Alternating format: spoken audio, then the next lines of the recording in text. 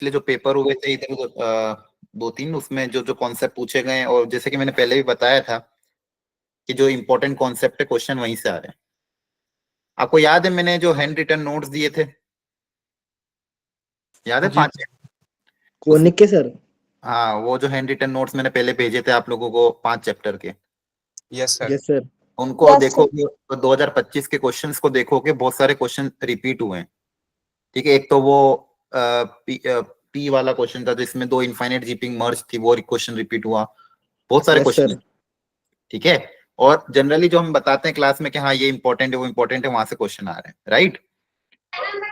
Yes sir. अब देखो, आज अभी पिछले 4-5 दिन से मैं आप लोगों के लिए अप्रैल और एडवांस की प्लानिंग कर रहा था, इसलिए क्लासेस वगैरह नहीं ले पाया।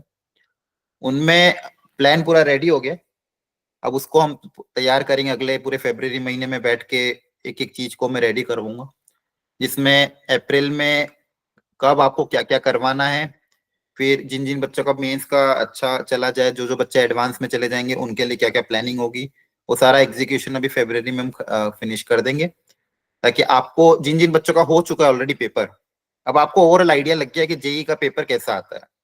ऐसा नहीं है कि डुएबल नहीं है, डुएबल होता है, कभी पेपर इजी, कभी मीडियम, कभी हार्ड, किसी भी तरह का पेपर आ जाता है। और जो कॉन्सेप्ट बताए जाते हैं कि हाँ यहाँ से क्वेश्चन आएगा, यहाँ से क्वेश्चन आएगा, और वहां से क्वेश्चन रिपीट होते भी है। ठीक है, बस प्रोवाइडेड क्या रहता है, जैसा कि मैंने आपको एग्जाम के पहले भी कहा था कि आपको वहां पे काम रहना है, डरना नहीं है, कॉन्फिडेंस रहना है कि हाँ मैं घर पे फॉर्मूला पढ़ के आया हूँ, और जो जो भी इंपॉर्टेंट चीजें हैं उन्हीं चीज के बार बार अगर आप प्रैक्टिस करोगे तो भी इनफ है। अगर 2025 जनवरी के पेपर के लिए अगर आपने तैयारी में पीवाईक्यू अटेम्प्ट किए, तो मैं वापस यही सजेस्ट करूंगा कि जब अप्रैल की तैयारी करो तो वापस से पीवाईक्यू ही करना है, उन्हीं को भले ही रिपीट करना पड़े। अगर मान लो उन पीवाईक्यू को ऑलरेडी अपने सॉल्व कर रहा है, कोई बात नहीं, फिर से सॉल्व करो, फाइनल आंसर तक लाओ कि फाइनल आंसर मैच कर रहा है कि नहीं कर रहा, बीच में अधूरा नहीं छोड़ना। ठीक है, तो वो सारी चीजों को ध्यान रखते हुए बहुत अच्छा एक प्लानर बन रहा है आप लोगों के लिए, ताकि आपका जिन जिन बच्चों का भी अभी जनवरी अटेम्प्ट हो गया है, फिर जिनका भी बाकी है, बाकी लोग बच्चों बच्चे देंगे, उनका परसेंटाइल कैसे इंक्रीज करा जाए उस पर हम पूरी कोशिश करेंगे। Best to best test series के लिए पूरी टीम वर्क कर रही है कि इस बार पेपर आपके रिलेटिवली थोड़े से और अच्छे क्वालिटी के बनेंगे, जिसमें according to the main syllabus, according to the level of the paper बनेगा। ठीक है, आपके अलग अलग स्टेट्स में अलग अलग आपके वो हैं टेस्ट होंगे भी बोर्ड्स के। ठीक है, तो आप फरवरी और मार्च में तो उसी पे अपना कंसंट्रेट करना, कोशिश करना बोर्ड्स में बेस्ट टू बेस्ट नंबर लेके आओ। हाँ, एक चीज और ध्यान रखना, बोर्ड्स में भी अगर आपको सपोर्ट की रिक्वायरमेंट हो तो अपने जो भी आपके डाउट डिस्कशन ग्रुप या फिर मेंटर्स ग्रुप है वहां पे आप अपना मैसेज ड्रॉप कर देना कि सर बोर्ड्स के लिए हमें इस सब्जेक्ट में प्रैक्टिस क्वेश्चन चाहिए, फॉर्मूला लिस्ट चाहिए, सैंपल पेपर के क्वेश्चन चाहिए, जो भी चाहिए हो। ठीक है, तो आप लोग बोर्ड्स के लिए, खैर बात की बात है, जैसे आपका खत्म हो जाए 29 तारीख को, 30 तारीख से फिर आप बोर्ड्स की तैयारी जो जो भी चालू करोगे, आपको उसमें जो सपोर्ट चाहिए आप ग्रुप में मेंशन कर देना। अब 2 दिन बाकी है, किन किन का पेपर है कल और परसों, हैंड रेस करना।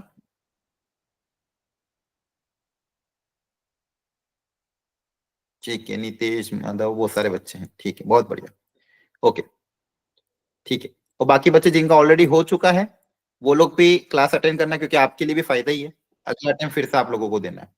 ठीक है, और जिन जिन का भी कल पेपर है उनके लिए यही सजेशन है कि देखो चीजें वही आ रही है जो आपको बताई जाती थी क्लास में। आपने अभी आई थिंक ये 2025 के डॉक्यूमेंट मैंने जो बनाए थे वो ठीक थे, आपको समझ उनका यूज फायदा हुआ उन डॉक्यूमेंट से?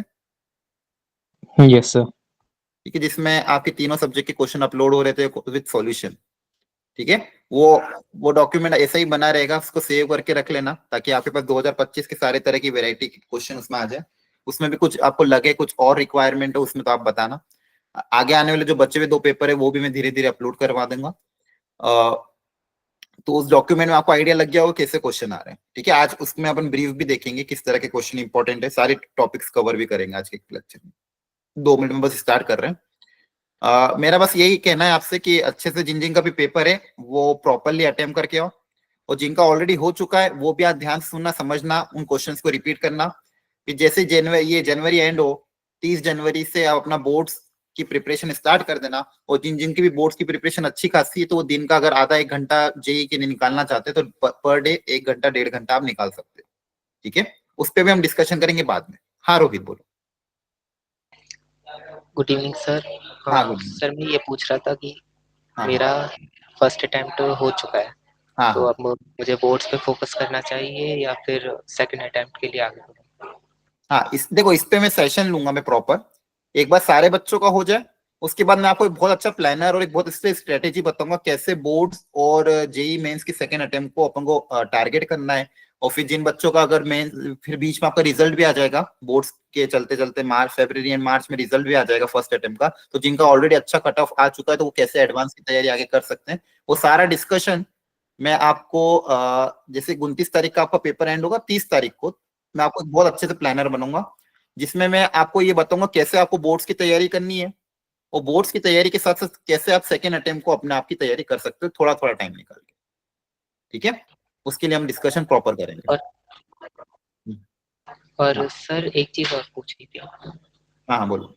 सर मैं ये कह रहा था कि जैसे मेरी मैथ्स पहले ठीक थी, मतलब नॉर्मल थी, अच्छे अच्छे क्वेश्चंस हो हम्म। जाते थे, बट हाँ बीच में फिजिक्स और केमिस्ट्री पर ध्यान ज्यादा देने की वजह से हम्म।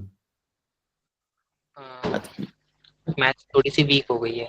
तो अब हाँ मुझे शुरू करना चाहिए या फिर हाँ, कैसे, कर मतलब सकते हो। वापस से हाँ, मैं वही, जो आपका वीक जोन है, जो आपका वीक जोन रह गया था आप उसको टारगेट कर सकते हो।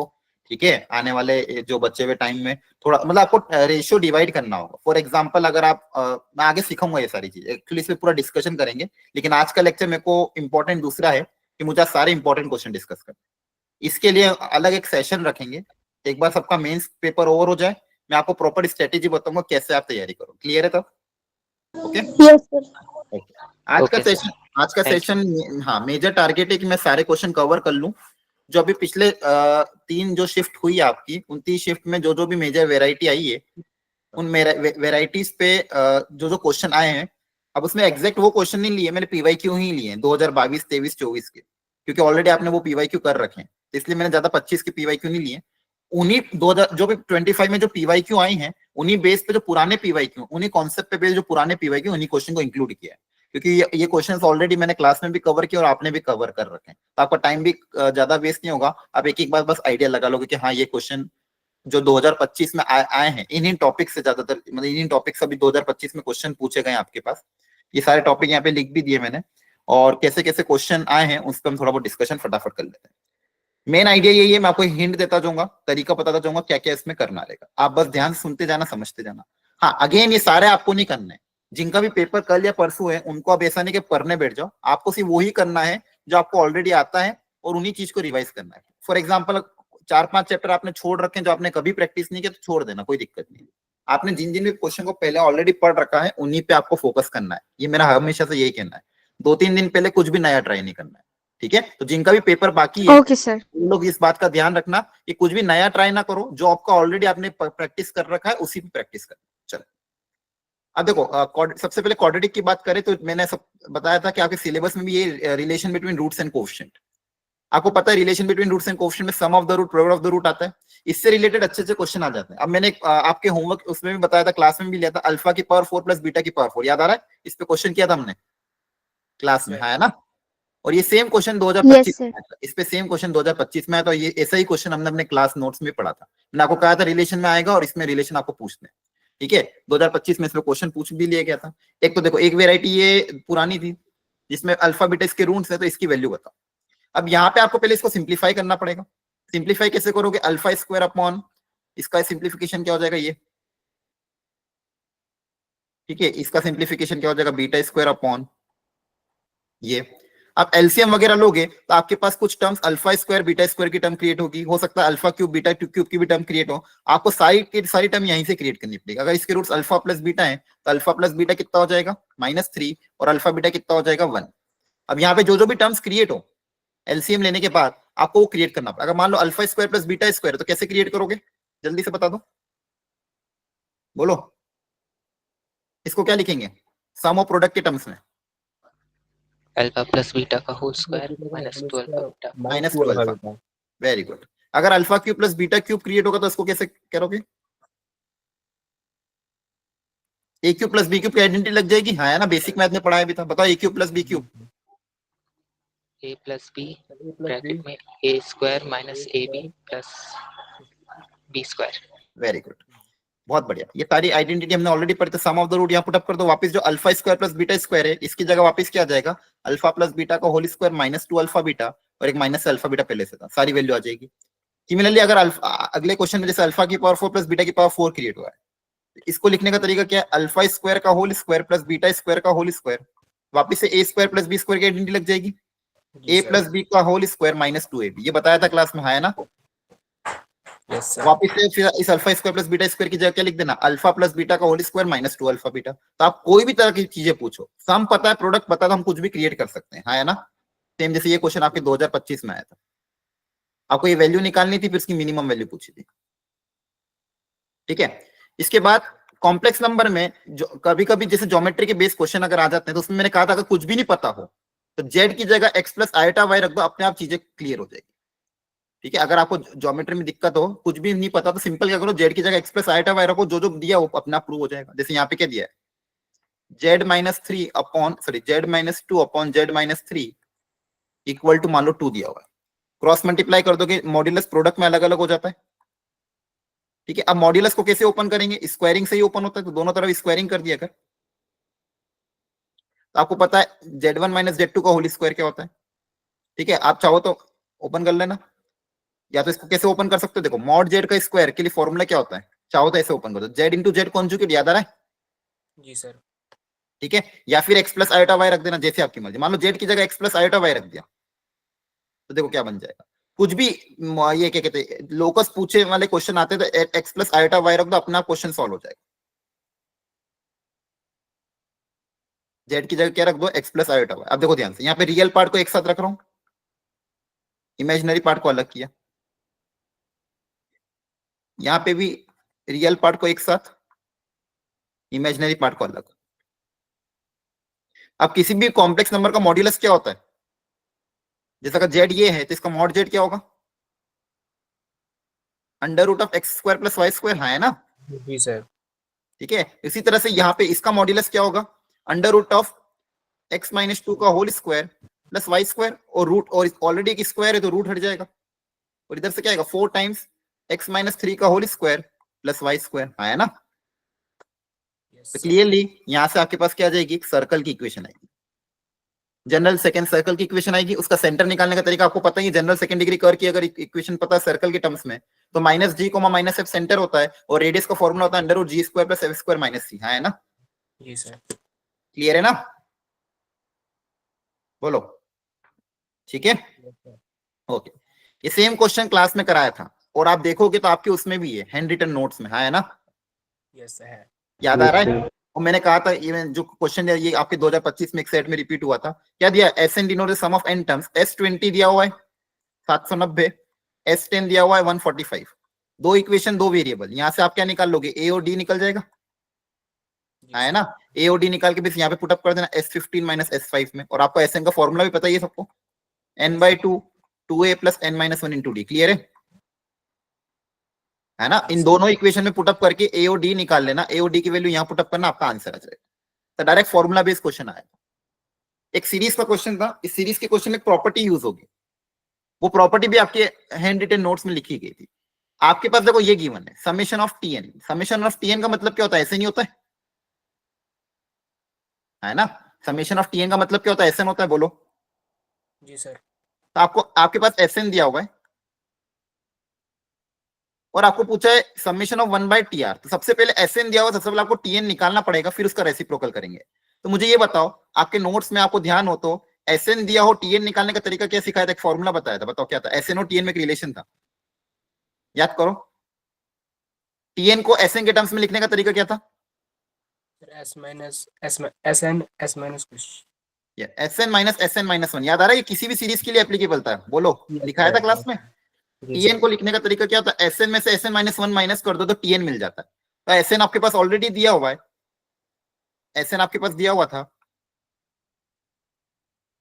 इससे आप एसएन माइनस 1 निकाल लोगे। एसएन माइनस 1 निकालने का तरीका क्या होता है, जहां जहां भी एन है उसकी जगह एन माइनस 1 आ जाएगा,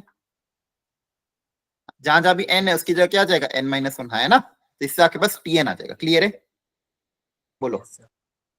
टीएन जब आ जाए, उस टीएन का फिर रेसिप्रोकल करना पड़ेगा आपको, तो रेसिप्रोकल में आई थिंक ऐसा कुछ आएगा आपके पास 1 में, ध्यान नहीं मुझे क्या आ रहा है, लेकिन 2 फैक्टर आते थे, मान लो ऐसा कुछ आ रहा है n+1 और n+2 फॉर एग्जाम्पल के लिए। फॉर एग्जाम्पल मैंने एग्जाम्पल क्रिएट कर लिया कि मान लो tn आपका ये आ रहा है 1/tn, ठीक है। अब इस पे समेशन अप्लाई करना है, तो जब भी नीचे 2 प्रोडक्ट में हो तो आपको क्या करना पड़ेगा, डिफरेंस क्रिएट करना पड़ेगा। तो इन्हीं का डिफरेंस ऊपर क्रिएट कर दो, तो इन दोनों का डिफरेंस क्या आ जाएगा, 2 आ जाएगा, है ना।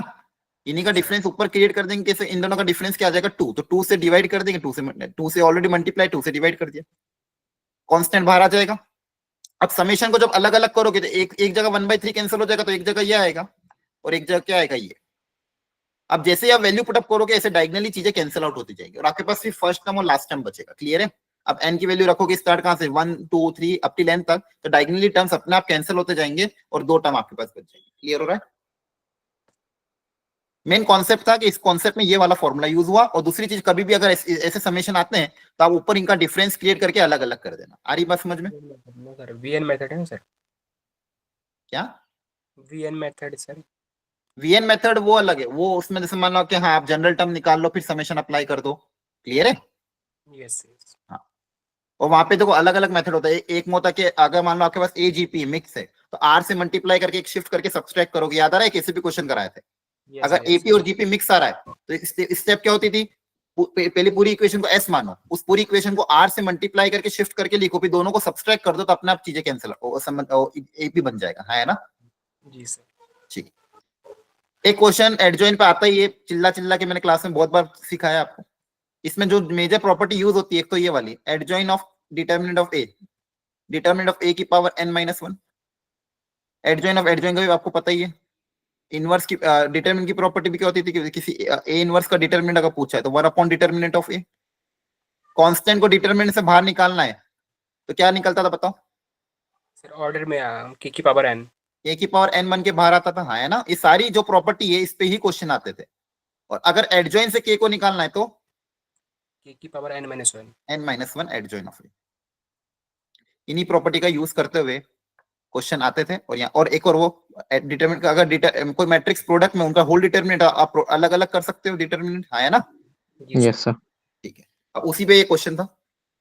देखो सबसे पहले तीनों का अलग अलग करेंगे। ये 2024 पुराना था लेकिन इसी कॉन्सेप्ट पे बेस इस साल भी एक क्वेश्चन आया था। सबको अलग अलग कर लोगे, हाँ है ना। जी सर। अलग अलग करके सबकी एक एक बार प्रॉपर्टी अप्लाई कर देंगे। ये हो जाएगा 1 डिटरमिनेंट ऑफ ए। यहाँ पे क्या होगा एडजॉइन, किसी भी का एडजॉइन का फॉर्मूला क्या होता है, उसका डिटरमिनेंट की पावर n-1। अब यहाँ पे ए की जगह क्या है बी इनवर्स है तो उसका डिटरमिनेंट की पावर n-1। फिर एडजॉइन यहाँ पे वही उसके डिटरमिनेंट की पावर n-1। अब एक एक करके प्रॉपर्टी अप्लाई कर दोगे, हाँ है ना, कर दोगे ना। ये हो जाएगा 1 डिटरमिनेंट ऑफ बी का होल स्क्वायर। अब यहाँ पे पहले 3 को बाहर निकालेंगे तो 3 डिटरमिनेंट से 3 क्यूब बन के बाहर आएगा और 3 क्यूब वापिस होल स्क्वायर है तो ये हो जाएगा। और यहाँ पे बच जाएगा डिटरमिनेंट 1 डिटरमिनेंट ऑफ ए का स्क्वायर। वैल्यू पुट अप करोगे आंसर आ जाएगा। तो बस कहने का मतलब एडजॉइन पे अगर आता है तो एडजॉइन की प्रॉपर्टी एक बार वापस बिना देखे याद कर लेना, आपका काम हो जाएगा। और क्वेश्चन करा रखे हैं एडजॉइन पे। अगला फेवरेट टॉपिक उनका रहता है ये नो सॉल्यूशन का या इनफाइनाइट सॉल्यूशन का। इस पे भी इस साल क्वेश्चन वापस पूछेगा, या तो नो सॉल्यूशन पूछेगा या इनफाइनाइट सॉल्यूशन पूछेगा। इनफाइनाइट सॉल्यूशन पूछे तो again delta X delta Y सबको 0 से इक्वेट कर दोगे, हाँ है ना। Yes sir. वापिस से डेल्टा निकाल लेना, या हो जाएगा डेल्टा इसको 0 से इक्वेट करना। यहाँ से लेमडा में कंडीशन आ जाएगी। एक बार डेल्टा एक्स भी निकाल के देख लेना, ये डेल्टा एक्स निकाल के देख लेना कि ये 0 किस लेमडा के लिए हो रहा है, फिर वो आपको लेमडा लेना है। क्लियर है, बोलो। एक समेशन पे देखो कोएफिशिएंट पे ज्यादा क्वेश्चन आते ही नहीं है, लेकिन ये जो क्वेश्चन आया था ये एक सिंपल प्रॉपर्टी पे बेस्ड क्वेश्चन था। ये ज्यादा टफ वाला नहीं था। जनरली देखो समेशन ऑफ कोएफिशिएंट आपका है नहीं सिलेबस में, लेकिन ये जो क्वेश्चन इस बार आया ये इतना टफ नहीं। इस पे सिंपल वो वाली प्रॉपर्टी यूज है जो मैंने आपको लिखवाई भी थी, आपके नोट्स में भी है। एनसीआर प्लस एनसी ऐसा कुछ था, r-1 या r+1 ऐसा कुछ था ना। ऐसा एक प्रॉपर्टी लिखाई थी, याद आ रहा है आपके नोट्स में। देखो हैंड रिटन नोट्स में पढ़ी है सर -1 था। r-1 था, ठीक है। तो इसका क्या आंसर आया था याद करो। n+1 CR। Very good. n का क्या हो जाएगा n+1 और इन दोनों में से जो ग्रेटर है वो आपका आ जाएगा, है ना। बोलो याद आ रही है। Yes sir. ये प्रॉपर्टी मैंने आपको क्लास में लिखाई थी और इसी प्रॉपर्टी पे इन्होंने एक क्वेश्चन पूछा इस बार। क्या पूछा था कि 50C4 और इसको अगर मैं आर को वैल्यू पुट अप कर दे करके, आर को रखो 1, आर को 1 रखोगे तो देखो क्या क्या आता जाएगा। सबसे पहले आर को 1 रख दो तो कितना आ जाएगा 55C3, चेक कर लेना कहीं गलती हो तो। फिर आर को रखोगे 2, फिर आर को रखोगे 3, फिर आर को रखोगे 4, फिर आर को रखोगे 5। एक बार देख लेना गड़बड़ नहीं हो जाए। आर को लास्ट रखोगे क्या 6। क्लियर हो गया यहां तक? बोलो अब बताओ किन दो को मैं प्लग इन करूं? एन और एन सेम कहां पे दिख रहे हैं आपको? बताओ इस पूरे में। सर लास्ट और फर्स्ट। वेरी गुड, फर्स्ट और लास्ट की दोनों की एन सेम है ना? जी सर। सर 50C3 सर होगा। बट R -1 नहीं है। हाँ ठीक है C3, हाँ C3 कर लो। क्लियर है? इन दोनों के एन सेम है ना? अरे बोलो। Yes yes sir. तो ये दोनों प्लग इन हो जाएंगे तो बताओ क्या होगा, क्या आएगा इन दोनों से? 51C4। 51 आ जाएगा। 50 का कितना हो जाएगा 51 और 3 और 4 में बड़ा नंबर कौन है? 4, तो 4 आ जाएगा। याद आ रहा है? दोनों में से बड़ा नंबर आ जाता है। क्लियर है? बोलो। तो इन दोनों का एडिशन ये आ जाएगा। अब बताओ इसको, अब ये बचा हुआ तो एज इट इज है। अब बच्चे को किसके साथ प्लग करोगे 51 को? 51C3। हाँ, अब 51 को वापस से, अब देखो ये तो रहेगा इसे और ये पुराने हैं ही है, तो इसको मैं ऐड करूंगा इसके साथ। समझ रहा? देखो हो क्या रहा है। Yes sir. इन सबका एडिशन करो तो फर्स्ट और लास्ट का एडिशन ये आ जाएगा। फिर बची हुई टर्म सब एज इट इज है। अब वापस 51 वाली दोनों टर्म्स को प्लग इन कर लेंगे। तो 15 वाली दोनों टर्म्स को अगर आप प्लग इन कर लोगे तो वापस आपको इन दोनों का एडिशन क्या आ जाएगा? 52C4। 52C। Very good. तो इसका और इसका भी, सॉरी एक मिनट, ये 52 का भी काम हो गया। 52 के साथ प्लग इन हो गया। अब ये जो 52 आया, सॉरी इस 51 का काम हो गया। अब ये जो 52 आया 52C3 के साथ प्लग इन होगा। जी सर। Yes, yes sir. इन दोनों का एडिशन क्या आएगा? 53C4 आया 3. ना? Yes sir. फिर वो इसके साथ 53. प्लग इन होगा तो उसका 55. 54C4। अच्छा। फिर वो इसके साथ एडिशन होगा तो इसका और इसका एडिशन क्या आएगा? 55C4। 55. फिर 55C4 इसके साथ ऐड होगा तो ये दोनों ऐड होके क्या आ जाएगा लास्ट 15. में? 6C4। क्लियर है? Yes sir. तो इस प्रॉपर्टी पे बेस्ड क्वेश्चन था ये। ठीक है, आप ओपन करते अगर थोड़ा सोचते तो शायद हो सकता था। एक आजकल क्वेश्चन अभी ये गैप वाले और बॉक्स मेथड, आपको दोनों मेथड सिखा रखे क्लास में, सिखाया कि नहीं मैंने? गैप और बॉक्स मेथड बोलो। Yes sir. मैंने क्लास में जब आपको पीएनसी का दोनों बार रिवीजन कराया तो गैप और बॉक्स मेथड, और इस बार उन्होंने पीएनसी में वहीं से क्वेश्चन पूछे थे। आपको अभी अमन सर ने थोड़े दिन पहले क्वेश्चन कराए होंगे तो शायद गैप और बॉक्स मेथड के कुछ क्वेश्चन कराए होंगे और आपने भी 2025 में देखे होंगे क्वेश्चन। ये 2025 का नहीं है, ये 2022 में आया था, लेकिन बहुत अच्छा क्वेश्चन था। थोड़ा टफ है 2025 से, 2025 में जो क्वेश्चन आया था वो इससे इजी था।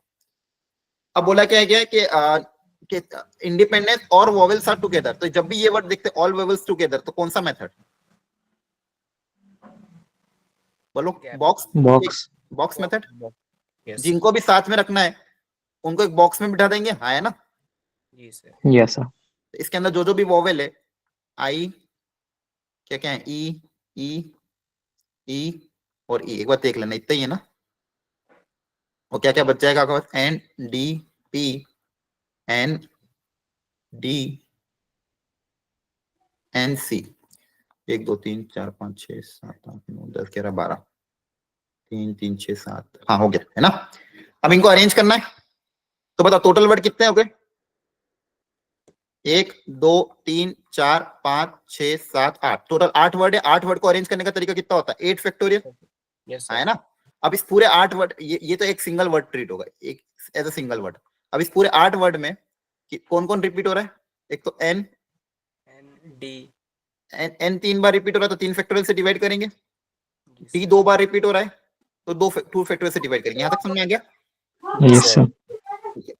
अब बॉक्स के अंदर वाले एलिमेंट को अरेंज करेंगे तो बॉक्स के अंदर वाले एलिमेंट को अरेंज करने का तरीका क्या हो जाएगा? 5 फैक्टोरियल डिवाइडेड बाय 4 फैक्टोरियल।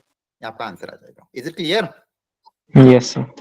ये Yes, बॉक्स sir. ये भी आपको मैंने क्लास में बताया था। ठीक है, एक सेकंड ना, मैं पहले वो कर देता हूँ। एक मिनट, अगला क्वेश्चन देता हूँ, तब तक आप ये वाला ट्राई करो।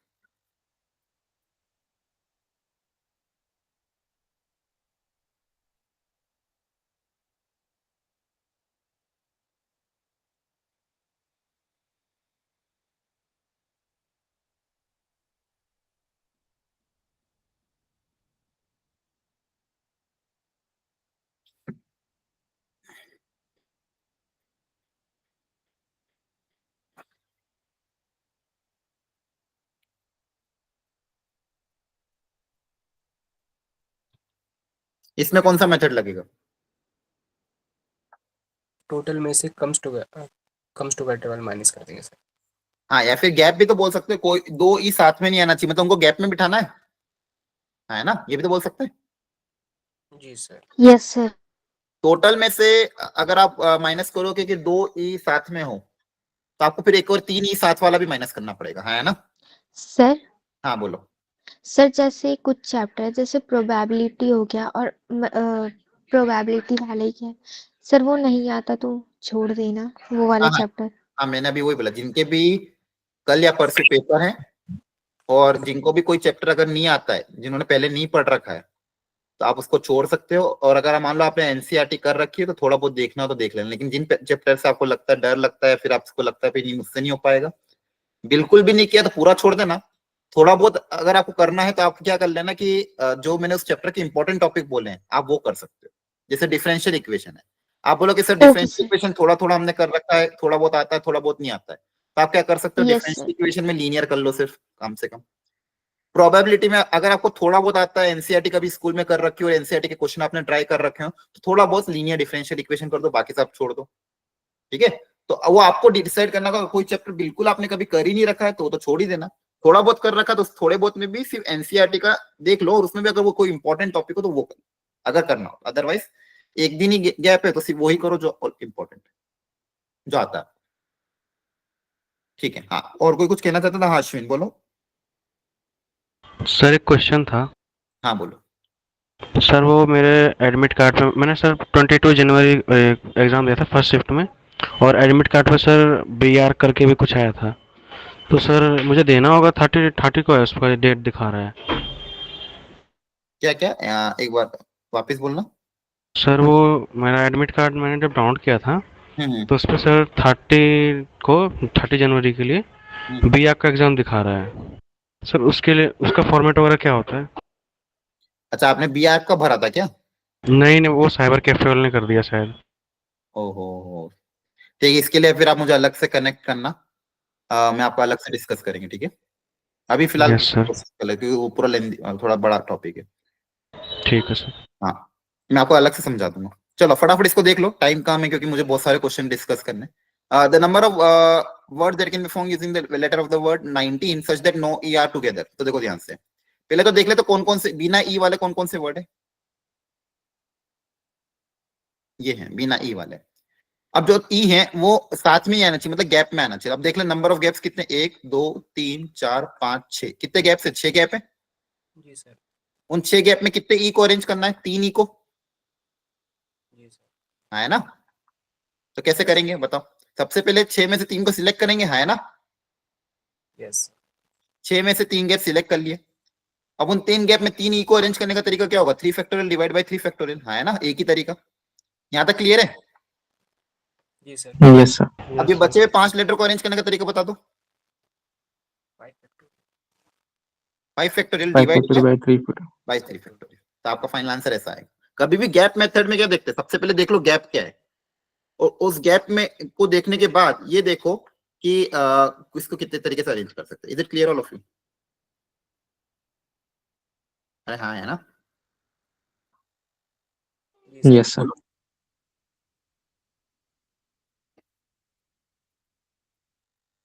आगे बात समझ में?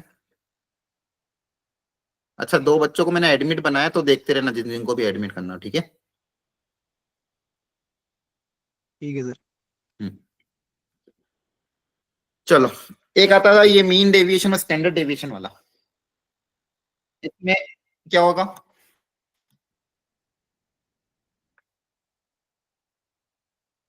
So previous question में 2 ई को अरेंज करना था शायद। हाँ देखो, 2 ई बोलो या 3 ई बोलो, बात है कि ना, कोई भी 2 ई साथ में नहीं होना चाहिए। तो अगर 3 वहां भी तो साथ में नहीं होना चाहिए, है ना? समझ आ रहा है? नो टू अकर टुगेदर, तो उसमें 3 वाला भी केस आ गया, 2 वाला भी तो केस आ गया। तो अगर मैं बोलूंगा सारे ई अगर गैप में आ जाएंगे तो कोई भी 2 भी साथ में नहीं रहेंगे, 3 भी साथ में रहेंगे, तो दोनों इस चीज में आ गए ना। क्या क्लियर हुआ? Yes, sir. ओके, एक बार ये वाला अगला क्वेश्चन पढ़ो, मैं चार्जर कनेक्ट कर रहा हूं तब तक। एक बार ये वाला ट्राई करो जल्दी से सब लोग।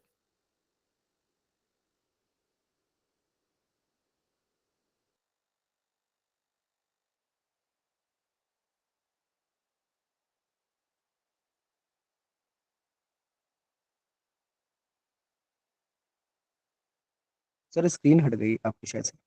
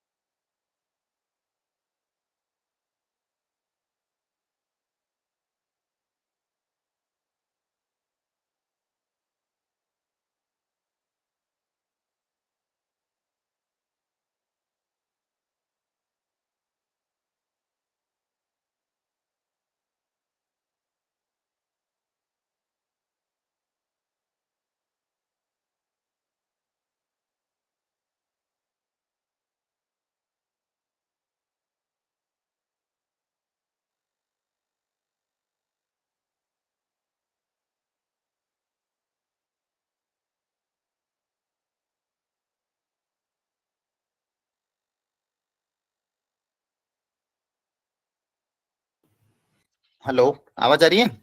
ये सर आ रही है। हाँ, यस सर आ रही है। वो गलती से क्लोज स्क्रीन क्लिक हो गई तो सभी बंद हो गया। ठीक है, स्क्रीन विजिबल है सबको? ये सर ओके। अब यहाँ पे देखो, ये क्वेश्चन थोड़ा सा आता रहता है। The mean and the standard deviation of the 20 observation are this and this, and it is found that by mistake one of the data taken as 25 instead of 35. If alpha and the beta are the mean and the standard deviation respectively for correct data, तो आपको correct data का mean और basically variance निकालना है, या फिर हाँ beta मतलब बीटा स्क्वायर करोगे तो वेरियंस। तो देखो 20 ऑब्जर्वेशन थी, उन 20 ऑब्जर्वेशन में जो पुराना दिया हुआ है मीन और स्टैंडर्ड डेविएशन दिया हुआ है, कोई एक नंबर 35 आना चाहिए था लेकिन क्या ले लिया, 25 ले लिया। तो नया मीन क्या होगा और नया वेरिएंस क्या होगा, इसके बारे में पूछा गया। तो कैसे करेंगे, सुनो ध्यान से। मान लो एकदम फंडामेंटल से करते हैं, मैं तो इस क्वेश्चन को हमेशा फंडामेंटल से जाता हूं ताकि कोई कंफ्यूजन ना हो। 19 तक तो कोई दिक्कत नहीं है, ठीक है। एक जो 28 डेटा था, by mistake one of the data is taken as 25। पहले क्या ले लिया, 25 ले लिया। ओरिजिनल में 35 था, उसकी जगह 25 ले लिया, है ना। By mistake was taken as 25, और इस डेटा का मीन आपको दिया हुआ है 10 और स्टैंडर्ड डेविएशन 2.5। तो अब जो डेटा है उस डेटा में स्टार्टिंग के नंबर तो सेम है, x1 x2 x3 x19 तक, बस 25 की जगह क्या आ गया, 35। तो अब इसका न्यू मीन क्या होगा और न्यू वेरिएंस क्या होगा, ये पता करना है। क्या क्वेश्चन समझ में आ गया सबको? हाँ है ना, बोलो।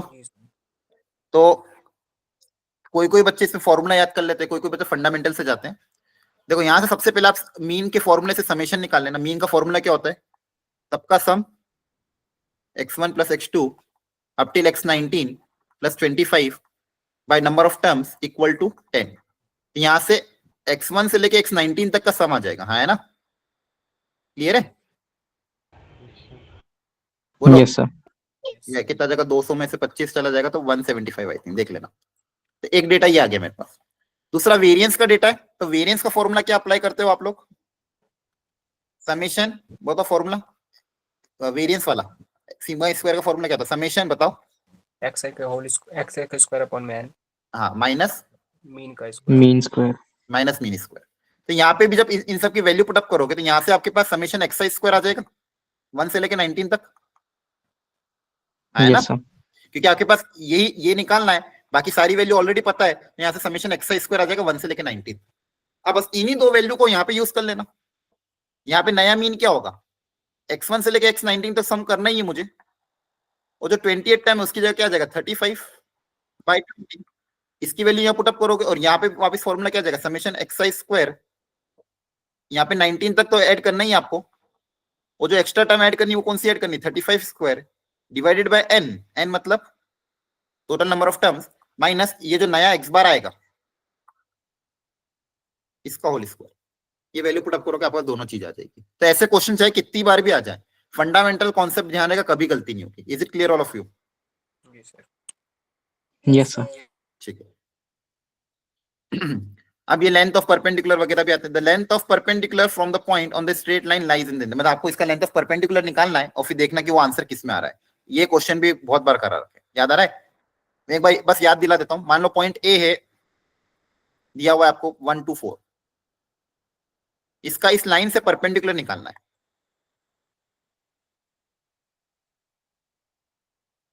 तो इस पॉइंट का इस लाइन से परपेंडिकुलर निकालने का तरीका क्या होता है? सबसे पहले आपको फुट ऑफ परपेंडिकुलर निकालना होगा, है ना? तो बताओ बी निकालने के लिए क्या तरीके हैं? स्टेप 1 बी निकालने के लिए पहले लैम्डा से इक्वेट कर देंगे। Very good. सबसे पहले पॉइंट बी एज्यूम कर लोगे in terms of lambda, Yes, sir. फिर लैम्डा निकालने के लिए क्या तरीका होगा? सर ए बी का याद डॉट करो। कर देंगे बी के साथ। Very good. A B vector जो होगा लाइन के पैरेलल वेक्टर के साथ डॉट प्रोडक्ट क्या होगा? 0, यस सर। है ना? Yes, sir. और लाइन का पैरेलल वेक्टर आपको ऑलरेडी पता ही है, i cap plus 2j cap minus k cap. इसको डॉट प्रोडक्ट 0 करोगे तो लैम्डा आ जाएगा। लैम्डा पता चलेगा पॉइंट बी पता है, ए बी का डिस्टेंस निकाल लो, देख लेना किस इंटरवल में आ रहा है। Is it clear? Yes, sir. है ना? लैम्डा जैसे आ जाएगा पॉइंट बी आ जाएगा और ए बी का डिस्टेंस निकालो। इमेज पूछते हैं तो वापस मिड पॉइंट फॉर्मूला अप्लाई करके इमेज निकाल सकते थे। अगेन ये भी रिपीटेड क्वेश्चन था, ठीक है? एक क्वेश्चन और कॉन्सेप्चुअल, एक बार ध्यान से देखो, इसमें दो चीजें यूज होगी। स्टेप 1 पहले क्या बोला गया? If the line passing through this, यहाँ पे मान लो पॉइंट है ए -2, 1, अल्फा, पॉइंट बी है 4, 1, 2, ये परपेंडिकुलर है किसी वेक्टर के 3i cap -4j cap plus 5k cap, है ना? क्लियर है? तो ये लैम्डा निकालने के लिए बताओ, ये अल्फा निकालने के लिए क्या करोगे? सबसे पहले Dot. 0 कर देंगे। Very good. इस ए बी वेक्टर का बी के साथ डॉट प्रोडक्ट 0 कर देंगे, क्योंकि मुझे पता जैसे परपेंडिकुलर बोलते हैं दोनों वेक्टर का डॉट प्रोडक्ट क्या कर देंगे? 0 कर देंगे, है ना? जी sir. Yes, sir. Yes sir. Is it clear? जी सर। है ना? तो यहां से आपके पास अल्फा आ जाएगा। अब अल्फा आ गया, अब आगे पढ़ते हैं, आगे क्या दिया हुआ है? अब बोला है कि जो लाइन है is parallel to the plane containing this and this, मतलब ये मान लो आपका जो ए बी वेक्टर है, ए बी वेक्टर और ये मान लो सी वेक्टर और डी वेक्टर है, तो वो तीनों के तीनों एक ही प्लेन में लाई कर रहे हैं। मतलब A B vector, C vector और डी वेक्टर, ये तीनों के तीनों अगर एक ही प्लेन में लाई कर रहे हैं, तो तीन वेक्टर अगर कोप्लेनर है तो उसके लिए क्या सिखाया था? तो उसको लैम्डा के टर्म में लिख सकते हैं। हाँ, लैम्डा नहीं, कोप्लेनर के लिए इफ वो कोलिनियर था, इफ 3 पॉइंट्स आर कोलिनियर तो वो लैम्डा के टर्म्स में था। If 3 vectors are coplanar, box 0। Very good, इनका बॉक्स क्या होगा? 0। इनका बॉक्स क्या हो जाएगा? 0। क्लियर है? जी सर। यहां से आपके पास अल्फा और बीटा दोनों आ जाएंगे। इज इट क्लियर और नॉट? जी सर। बोलो। ठीक है। अब अगला, अगेन टाइप्स ऑफ रिलेशन पे बार बार बोला, हर बार एक ना एक क्वेश्चन तो आता ही है। पहले तो रिलेशन आर डिफाइन करना होगा, है ना? बोलो। Yes sir. समझ में आ रहा है? Yes, sir. मम्मा, रिलेशन आर डिफाइन करना होगा। कैसे डिफाइन करोगे? ए और बी दोनों यहां से लेना है, ए और बी इस तरह से लेना है ताकि उनका मैग्नीट्यूड सेम हो। तो magnitude same, A equal to mod B या फिर B equal to mod A, तो ए की अलग अलग वैल्यू पे आपको बी मिलता जाएगा, है ना? ए की जगह रखा मान लो -1, तो बी तो वो सारे एलिमेंट आ जाएंगे 1 1 2 2 3 3 एंड सो ऑन। फिर यहाँ पे ए की वैल्यू रखते जाना तो बी मिलता जाएगा, या फिर बी की वैल्यू रख के ए निकालते जाना, है ना? तो रिलेशन आर डिफाइन हो जाएगा जो इन दोनों को सेटिस्फाई कर रहा हो। और है तो ये भी और ये भी दोनों लेंगे। क्लियर है? Yes sir. फिर देख लेना उसको रिफ्लेक्सिव सिमेट्रिक बनाने के लिए कितने एलिमेंट ऐड करने पड़ेंगे। अब ये डायरेक्ट क्वेश्चन है, ऐसे आपके होने चाहिए, राइट? है ना? जी सर। ओके। अब यहाँ पे भी देखो, सब जब भी इन्फिनिटी आता है हाईएस्ट पावर से ऊपर नीचे डिवाइड कर देते हैं, तो ऊपर नीचे अगर हाईएस्ट पावर से डिवाइड कर दोगे तो आपके पास ये आएगा।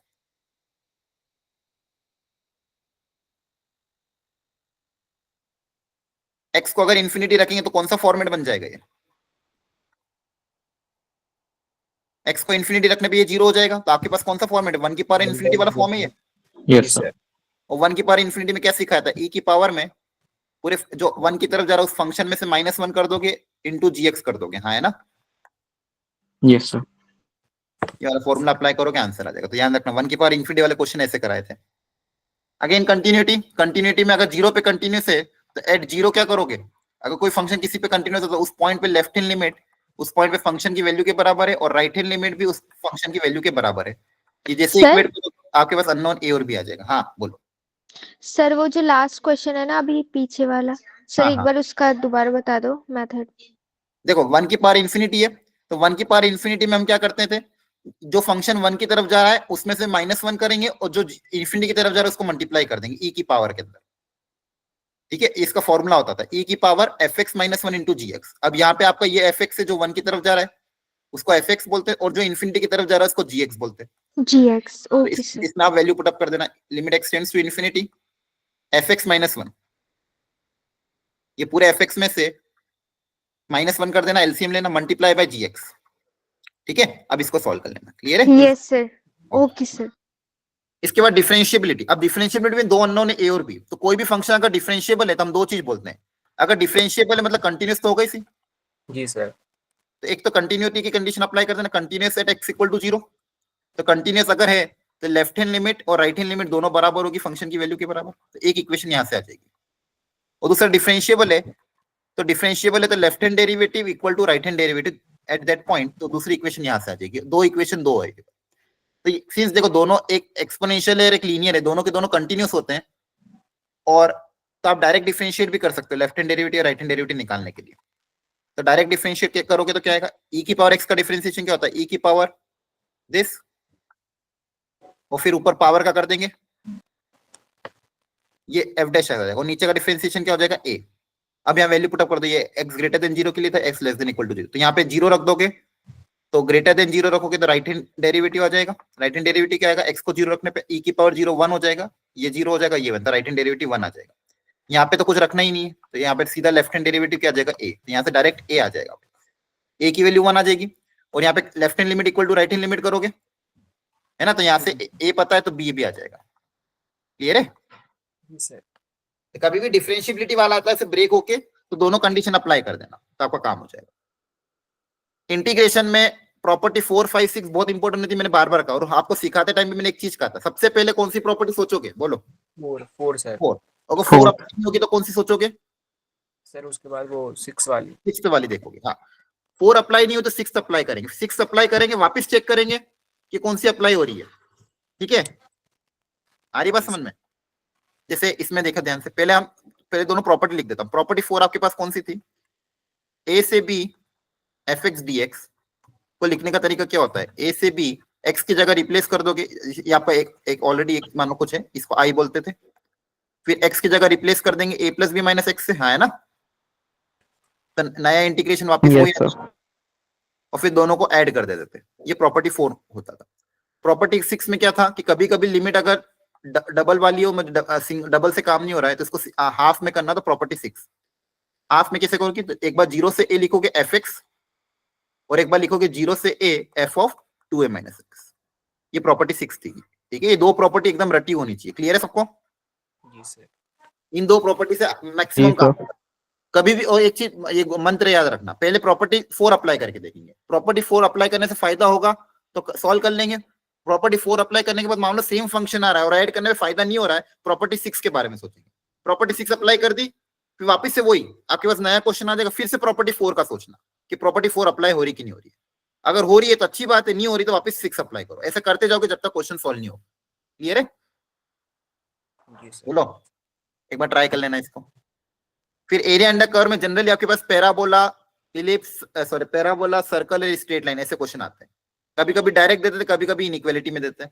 जैसे यहाँ पे इनइक्वालिटी, तो पहले इक्वालिटी में कन्वर्ट कर दो। दो कर्व है, दोनों को अलग अलग करो। एक कर्व क्या है, 4y equal to 3x square, यहाँ से आ जाएगा y equal to 3/4x square. एक कर्व आपका ये है। एक और कर्व कौन सा है, y equal to 6x plus 24। ठीक है, इसका y यस सर। ठीक है, ये दो कर्व है। पहले इन दोनों कर्व को प्लॉट कर लो। पहले इन दोनों कर्व को क्या कर लो, प्लॉट कर लो। एक है आपके पास parabola y square equal to 4x, तो ऐसा कुछ दिखेगा। दूसरी स्ट्रेट लाइन है, y इक्वल टू दिस, तो यहाँ पे x को जीरो रखने पे y 24 आएगा, y को जीरो रखने पे x आएगा -4, है ना? सही है? जी सर। सर 4y था। 4y था क्या? हाँ सॉरी। तो x को जीरो रखने पे y कितना आएगा? 6, है ना? Yes sir. और y को जीरो रखने पे x कितना आएगा? -4। तो देख लेना एक बार, ऐसी कुछ लाइन आएगी, ठीक है? अब आपको ये भी देखना पड़ेगा दोनों इंटरसेक्ट कर रहे हैं कि नहीं कर रहे हैं। ये तो ऐसा जाता जाएगा और ये मान लो ऐसा जा रहा है, ठीक है? अब बोला है, अब सर आपको पहले बोला अपवर्ड नहीं बनेगा सर। नहीं ना, y स्क्वायर इक्वल टू है ना, ऐसे ही तो बनेगा। अच्छा सॉरी स्क्वायर है ना। हाँ एक्स स्क्वायर है, हाँ सॉरी ध्यान नहीं दिया मैंने। एक्स स्क्वायर तो अपवर्ड पैराबोला बनेगा, फिर तो हो गया क्वेश्चन, है ना? Yes sir. Okay, yes sir. इसको अपवर्ड बना देना, इस लाइन को थोड़ा और एक्सटेंड कर देना, तो आपको ये एरिया पूछे। कौन सी स्ट्रिप लोगे, हॉरिजॉन्टल के वर्टिकल? वर्टिकल। हाँ वर्टिकल होगा सर। वर्टिकल भी ले सकते हो। अगर वर्टिकल देखिए, एक्चुअली चेक क्या करते थे, वर्टिकल अगर ले रहे हैं तो आगे से पीछे तक घुमाने पे ऊपर और नीचे कर्व सेम होना चाहिए। तो यहां से लेके यहां तक ऊपर और नीचे कर्व सेम रहेगा, हाँ रहेगा, तो वर्टिकल ले सकते हो। हॉरिजॉन्टल भी ले सकते हो, ऊपर से लेके नीचे तक नहीं, यहाँ पे चेंज हो जाएगा, हॉरिजॉन्टल में दिक्कत आएगी, है ना? क्योंकि Yes, यहाँ sir. पे स्ट्रिप आएगी तो यहाँ चेंज हो जाएगा, तो वर्टिकल लेने में ज्यादा फायदा है। और वर्टिकल के लिए फॉर्मूला क्या होता है? अपर कर्व अपर minus lower curve. Minus lower curve. कर लोगे सॉल्व? और लिमिट कहां से कहां तक आएगी? यहां से लेके यहां तक। अपर कर्व के लिए y की वैल्यू रख देना, क्योंकि वर्टिकल स्ट्रिप है तो y dx होता है। तो अपर कर्व के लिए y क्या आ जाएगा? 6x + 24/4। लोअर कर्व का y कितना है? ऑलरेडी दिया हुआ है, बस अब इंटीग्रेट करना है यहां से लेके यहां तक। अब यहां से लेके यहां तक कैसे पता चलेगा? दोनों इक्वेशन को साथ में सॉल्व करना पड़ेगा। तो आपको x पता करना है, तो यहां से y की वैल्यू उठा के यहां रख देना, x आ जाएगा। क्लियर है? करिए, मतलब दूसरी इक्वेशन में रख देना, है ना? यस बोलो। सर। यहाँ से y की वैल्यू उठा के यहाँ रख देना, दो x की वैल्यू आएगी, एक x1 ये आएगा, एक x2 ये आ जाएगा, लिमिट्स आ जाएगी आपके पास। कितना आ जाएगा? 4 × 3/4 x² = 6x + 24। इसके जो दो रूट होंगे x1 x2 आपकी लिमिट्स हो जाएगी। तो बस इंटीग्रेट कर देना, आंसर आ जाएगा। तो एरिया अंडर कर्व में बस डायग्राम ढंग से बनाना है, सॉल्व करके वैल्यू अच्छे से निकल रहा है। थोड़ा कैलकुलेशन लेंदी जाएगी अगर, लेकिन अगर इजी कर्व आया तो डुएबल है, तो इसको कैलकुलेट करके आंसर जरूर निकाल के लाना।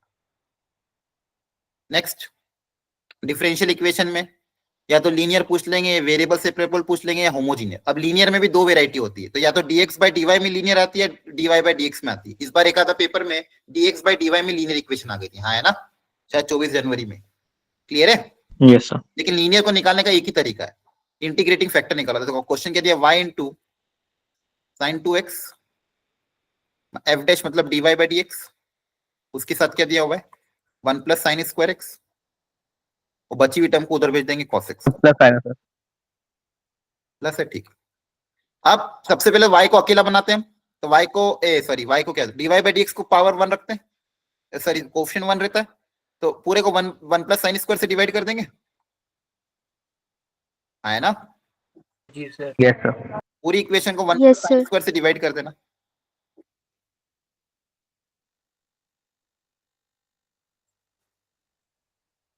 अब आपका स्टैंडर्ड फॉर्मेट में कन्वर्ट हो चुका है। अब ध्यान से आपको क्या करना है, ये आपका क्या हो जाएगा? ये पूरा फंक्शन ऑफ x, इसको क्या बोलते थे? p।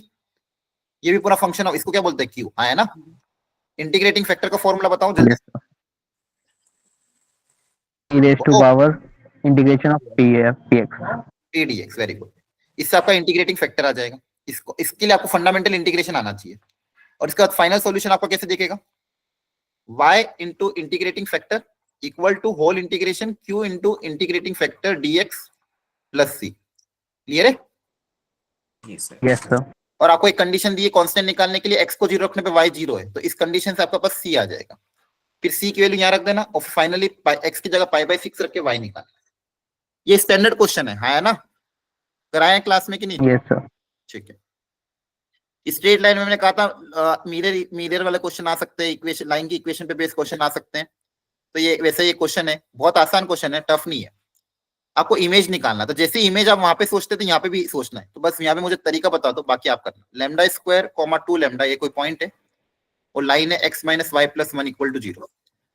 तो इसकी इमेज का लोकस निकालना है। तो मुझे बताओ इमेज निकालने का तरीका क्या होता था? सर पहले फुट और परपेंडिकुलर निकालना। वेरी गुड, बहुत बढ़िया। कुछ कुछ तो फॉर्मूला भी याद रखते, अगर आपको फॉर्मूला याद है तो फॉर्मूला से करो, फॉर्मूला याद नहीं रहे तो कंसेप्ट याद रखना। कंसेप्ट बहुत आसान है। सबसे पहले फुट ऑफ परपेंडिकुलर, तो सी कैसे अज्यूम करेंगे? लाइन के ऊपर पॉइंट अज्यूम करने का तरीका जैसे वहां पे करते थे यहाँ पे भी अज्यूम कर सकते हैं। एक्स की जगह मान लो लैम्डा ले लिया तो वाई कितना, लैम्डा ऑलरेडी ले रखा तो कुछ और ले लो। एक्स की जगह ले लिया मान लो ए, तो वाई कितना आ जाएगा? ए रख देंगे एक्स की जगह, एक्स की जगह ए रख दोगे तो वाई कितना आ जाएगा? ए प्लस 1 आ जाएगा। Yes, sir. Of perpendicular assume कर ले। तो पहले step 1 assume foot of perpendicular. अब क्या करेंगे? अब ये ए निकालने के लिए कंडीशन क्या होती है? सर दोनों के परपेंडिकुलर है -1 आ जाएगा। हाँ क्या क्या वापस बोलो। दोनों के स्लोप का प्रोडक्ट -1 वेरी गुड। यहाँ पे वेक्टर्स में अगर परपेंडिकुलर है तो दोनों वेक्टर का डॉट प्रोडक्ट 0। लाइंस में अगर दो लाइन परपेंडिकुलर है तो उनका स्लोप का प्रोडक्ट -1 करते हैं, है ना। तो slope of line AC multiply by slope of the line given line L, इनके स्लोप का प्रोडक्ट कितना हो जाएगा? -1। और वेक्टर में क्या होता है? दोनों का डॉट प्रोडक्ट 0 कर देंगे, है ना। तो यहाँ से आपके पास ए में एक रिलेशन आ जाएगा। क्लियर है? जी सर। लैम्डा के टर्म्स में आएगा, कोई दिक्कत नहीं है। और लास्ट स्टेप क्या रहेगी? थर्ड, फुट ऑफ परपेंडिकुलर निकालने के लिए सॉरी बी निकालना है, तो by mid point formula, yes sir. By mid point formula आप पॉइंट बी निकाल लोगे। अब जो भी बी आएगा वो लैम्डा के टर्म्स में आएगा, तो आपको बस क्या करना है? लैम्डा को एलिमिनेट करना है, हो जाएगा वो। लेकिन बस ये तरीका पता होना चाहिए इमेज निकालने का। दोनों में इमेज निकालने का तरीका याद है सबको? हाँ, है ना। ठीक है। Yes, sir. एक मैंने आपको सिखाया था ऑर्थो सेंटर सेंट्रोइड, इस पे क्वेश्चन आ जाता है। अगेन देखो यहाँ पे भी एक क्वेश्चन है। The distance of the origin from the centroid of the triangle whose two sides are given। आपको एक ट्राइंगल की दो साइड गिवन है। एक साइड ये रही मान लो, एक साइड है मान लो ये, तीसरी के बारे में पता नहीं है। उसका ऑर्थो सेंटर पता है। मान लो ऑर्थो सेंटर यहाँ पे नहीं आ रहा है। ट्राइंगल है ABC, ऑर्थो सेंटर है मान लो G, या फिर इसको O मान लो। ऑर्थो सेंटर को O से मानते हैं ना। 7/3, 7/3। तो सेंट्रोइड निकालना है। तो सेंट्रोइड कैसे निकालेंगे? सेंट्रोइड निकालने के लिए ट्राइंगल के तीनों कोऑर्डिनेट्स पता हो चल जाए तो काम हो जाएगा। अच्छा बताओ ए निकालने का तरीका क्या आएगा? ए कैसे निकालेंगे? बोलो पॉइंट ए कैसे निकलेगा?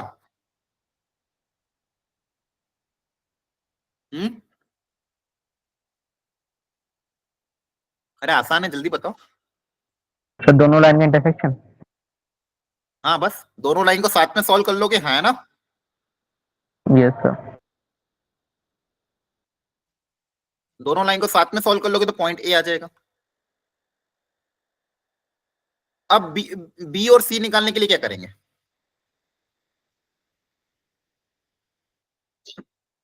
याद करो, ऐसा क्वेश्चन क्लास में कराया आपको मैंने, सेम क्वेश्चन कराया। बोलो बी और सी निकालने के लिए क्या करोगे?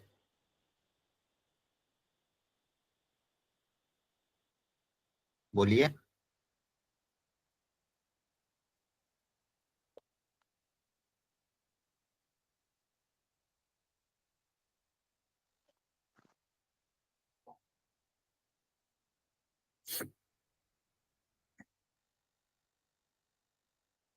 चलो देखो ध्यान सुनना। सबसे पहले पॉइंट बी को अज्यूम कर लेना। पॉइंट बी सी इस लाइन पे लाई कर रहा है, इसको अज्यूम कैसे कर सकते हो? एक्स की जगह मान लो बी अज्यूम कर ले तो वाई कितना आ जाएगा?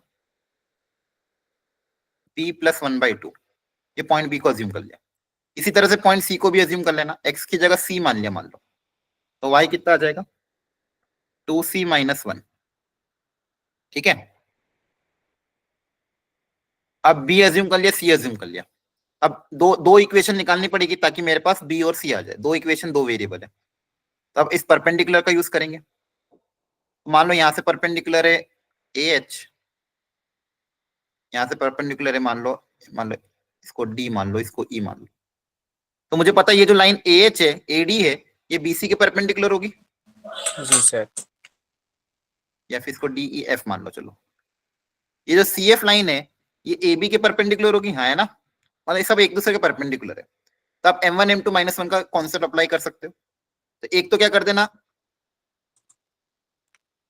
Slope of line AD, AD का स्लोप कैसे निकलेगा, एओ का जो स्लोप होगा वही एडी का स्लोप होगा, और slope of line BC equal to -1, एक इक्वेशन यहां से आ जाएगी।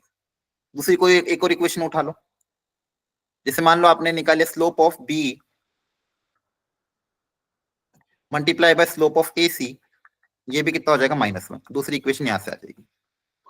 यहाँ पे दो अननोन है बी और सी, वो पता चल जाएगा, तो बी पता चल जाएगा, सी पता चल जाएगा। बी और सी पता चल जाएगा तो आपके पास तीनों कोऑर्डिनेट्स पता है, फिर आप सेंट्रोइड निकाल सकते हो, x1 + x2 + x3/3 y1 + y2 + y3/3। हाँ है ना, क्लियर? ठीक है। सर्कल में पोजीशन ऑफ 2 सर्कल के हिसाब से क्वेश्चन आते थे, वो भी क्लास में आपको मैंने बताया थ्योरी में। अगर 2 सर्कल दूर दूर है तो इनके सेंटर और रेडियस के बीच में क्या दूरी रिलेशन आएगा? C1 into C2 greater than हाँ, R1 into C1 C2, C1 और दोनों सेंटर के बीच की दूरी दोनों रेडियस के सम की क्या होगी, ग्रेटर होगी। जी सर। पहला कॉन्सेप्ट। दूसरा कॉन्सेप्ट, दोनों सर्कल अगर एक दूसरे को एक्सटर्नली टच करते हैं तो C1 C2 के बीच की दूरी R1 + R2 के बराबर होगी, है ना? Yes. अगर टच कर रहे हैं तो R1 + R2। थर्ड कॉन्सेप्ट, अगर दो सर्कल एक दूसरे को इंटरसेक्ट कर रहे हैं तो दोनों सेंटर के बीच की दूरी will be less than R1 + R2 greater than R1 - R2, है ना?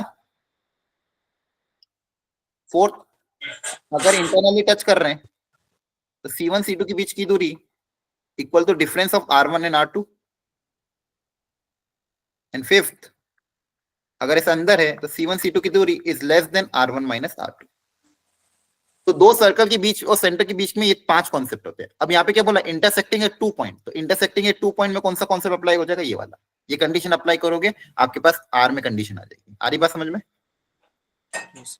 मुझे चार्ट याद रख लेना और फिर जो भी कंडीशन हो वो अप्लाई कर देना।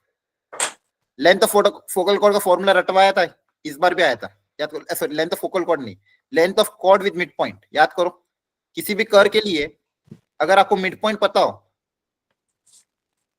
कॉर्ड का मिड पॉइंट पता हो, उस chord equation of the chord क्या होती थी? T equals to S. Very good. Equation of chord bisected, बोलो ये कराया था कि नहीं कराया था?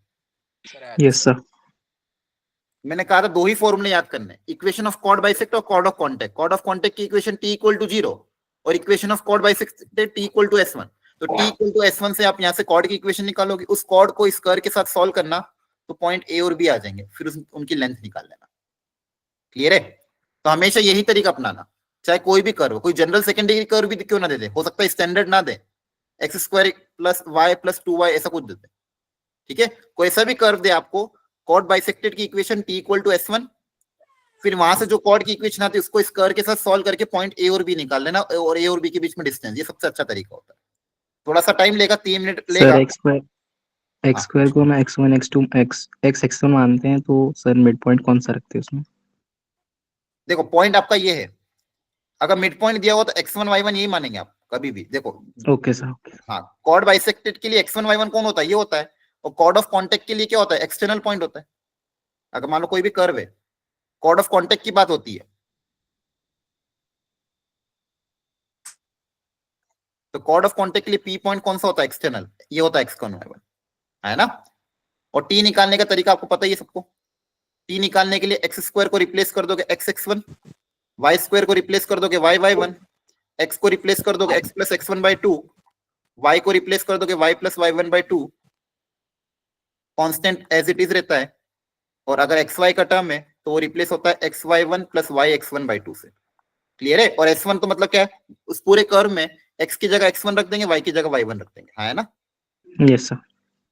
ये अब सबको आना चाहिए, प्रैक्टिस करना इसकी, ठीक है? और इस बार क्वेश्चन भी आया था, याद है? किसी के सेट में आया था कॉर्ड बाइसेक्टेड पे क्वेश्चन इस बार? यस सर, एक आया था, देखा था। आया था, तो बस फॉर्मूला याद होगा तो हो जाएगा, इक्वेशन ऑफ कॉर्ड बाइसेक्टेड, ठीक है? शॉर्टेस्ट डिस्टेंस अगेन इस बार वापिस आया, मैंने कहा था फेवरेट क्वेश्चन है, और आपके उसमें बहुत बार दिया हुआ था, है ना? कर लोगे? Yes sir. इसकी प्रैक्टिस ही करना, मैं इसको करूंगा नहीं, आपको खुद से ही प्रैक्टिस करनी है। फॉर्मूला अप्लाई करो, पूरा अच्छे से सॉल्व करो और प्रैक्टिस करो। जब जिसके भी सेट में क्वेश्चन आया था उसको ऐसे क्वेश्चन छोड़ने नहीं है, और ऐसे क्वेश्चन में कैलकुलेशन एरर नहीं करना है।